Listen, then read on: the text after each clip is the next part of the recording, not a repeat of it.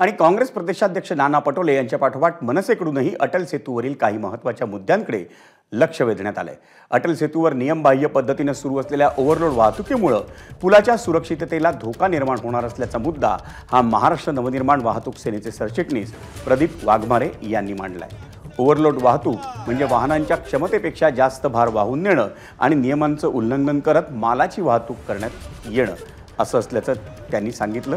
त्यामुळे multi Excel ट्रेलरमधून नियमबाह्य पद्धतीने करण्यात येणारी ओव्हरलोड वाहतूक बंद करण्यात यावी अशी मागणी मनसेकडून करण्यात आली आहे।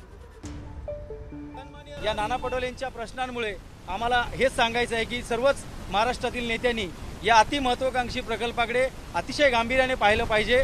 सर्वसामान्य जनतेच्या सुरक्षेचा विचार केला पाहिजे, जनतेच्या पैशाचा विचार केला पाहिजे। आज भेगा पडल्यात, त्यापेक्षाही अनेक भयानक भेगा आणि अपघात होऊ शकतात। त्यामुळे महाराष्ट्र नवनिर्माण वाहतूक सेना या सर्व टोलच्या पॅकेज 4च्या या ठेकेदाराला एक निवेदन देणार आहे आणि आपल्या सर्व मीडियाच्या माध्यमातून एक आवाहन करू इच्छिते की जर अशी ओव्हरलोड वाहतूक थांबली नाही तर मनसे स्टाईलने खळखटाक आंदोलन केल्याशिवाय आम्ही राहणार नाही।